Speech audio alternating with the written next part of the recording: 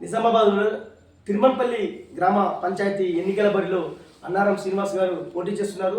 మరి ఈ నేపథ్యంలో పబ్లిక్ కోసం వారు ఏమేమి కార్యక్రమాలు చేస్తారు, సామాజిక నేపథ్యం మరియు రాజకీయ నేపథ్యంలో వారి అనుభవాలను మనం వారి మాటల్లో తెలుసుకుందాం. నమస్తే సార్. సార్ చెప్పండి, ఈ గ్రామం కోసం మీరు ఏమేమి చేయాలనుకుంటున్నారు సార్? ఈ గ్రామాన్ని అభివృద్ధి పదంలో నడపడమే నా లక్ష్యంగా బరిలోకి దిగిన. ఈ గత 10 సంవత్సరాల నుంచి ఎవరు వచ్చినా కానీ ఏం చేయలేరు. మొన్న గత 5 సంవత్సరాల క్రితం సర్పంచ్ లేరు. అయితే ఈ ఊరు ఎట్లా అంటే మొత్తం ఎవరు పట్టించుకోని విధంగా అయిపోయింది. కాబట్టి అందుగురించి నేను యువత ముందుకు వచ్చిన ఊరిని గ్రామాభివృద్ధి పదంలో నడిపిద్దామని చెప్పి ఊరిని ఇది మన పెద్ద మంచి హెడ్ క్వార్టర్ ఉన్నదాన్ని పట్టించుకోకుండా పోతురంటే ఎవరు నచ్చి చుట్టుపక్కల 10 ఊళ్ళు మా ఊరికి వస్తాయి. కానీ మా ఊరిని ఇంత అద్మానంగా మార్చడానికి అదొక ఉద్దేశంతో ఊరిని అభివృద్ధి చేద్దామని చెప్పి నేను బరిలోకి దిగిన. ఎన్నో మన గ్రామ పంచాయతీ అవినీతులు అవి ఇవి ఉన్నాయి, అవన్నీ వెలికి తీస్తా. నేను వచ్చినాక ఏంటంటే మనం ఒక లక్ష్యంగా గ్రామ సభ ఎవరికి ఎన్నడూ పెట్టని దాఖలాలు లేవు గ్రామ పంచాయతీలో. ఇప్పుడు నేను ఎక్కిన నుంచి 3 నెలలకు ఒకసారి గ్రామ సభలు పెడతానని ప్రజలకు రూపాయికి లెక్క చూపెడతా. అలాగే మరి ఊళ్ళే డ్రైనేజీలు కానీ సీసీ రోడ్లు కానీ అదేవిధంగా మనకు వాటర్ ట్యాంక్ మినీ ట్యాంకులు కానీ వాటర్ ప్రజలకు ఇబ్బంది పడకుండా ప్రతి గల్లీకి టాప్స్ నల్లలు కానీ అన్నీ ఏర్పాటు చేస్తానని, వాటర్ 24 అవర్స్ ఇబ్బంది లేకుండా ప్రజలకు 2 సార్లు ఎక్కుతానని, నైటు ప్రొద్దున 2 సార్లు నల్లలు ఇప్పిస్తానని చెప్పి నేను ప్రజలకు చెప్తున్నా.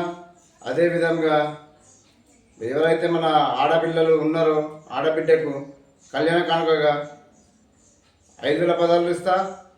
అదేవిధంగా మన ఎవరైతే చనిపోయిన వారు ఉన్నారో చనిపోతే వాళ్ళకు ఖర్చులకు 2,000 అంత్యక్రియలకు 2,500 ఇస్తా. అదేవిధంగా ఊరిలో ఒక లైబ్రరీని ఏర్పాటు చేస్తా.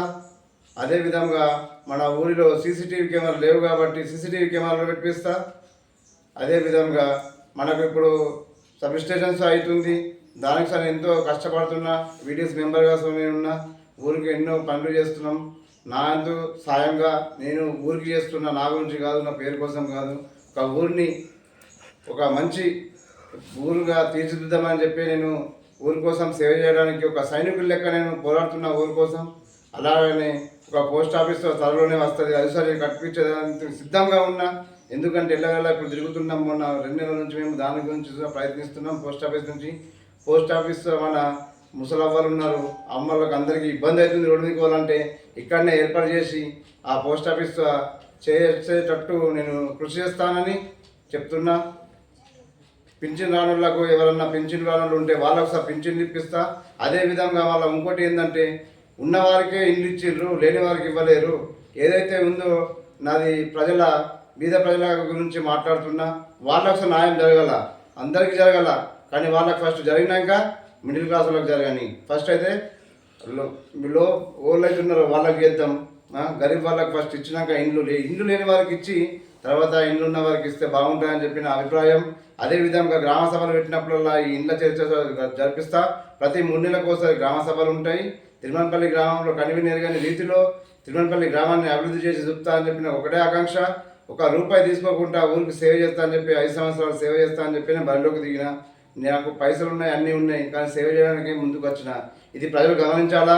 ఉంగరం గుర్తుకు ఓటేసి భారీ మెజారిటీలను గెలిపిస్తే 5 సంవత్సరాలు మీకు సేవకుని లెక్క పనిచేస్తా, ఊరికి ఒక సైనికుడి లెక్క ఉంటా అని చెప్పి మీ అందరికీ నేను తిరుమలపల్లి గ్రామ ప్రజలందరికీ నేను హామీ ఇస్తున్నా. ఇది నాది బహిరంగ ప్రకటన అనుకోండి. ఇది నేను అన్నమాట ఎవరికైనా తెలుసు, అన్నమాటనే తప్ప ఇది న్యూస్లో రికార్డ్స్ అవుతుంది. రేపు నాకు అడగచ్చు మీరు. ఈ ఉంగరం గుర్తుకు ఓటేసి నన్ను గెలిపించగలరు. మీకు 5 సంవత్సరాలు సేవ చేస్తా. ధన్యవాదాలు.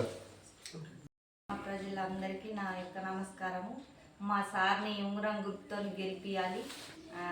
మహిళా సంఘము అక్కలు అందరికీ మీ ఆడపడుచుగా చెప్తున్నా, మా సార్ని గెలిపించి ఉంగరం గుర్తుకు ఓటేయగలరని కోరుచున్నాను.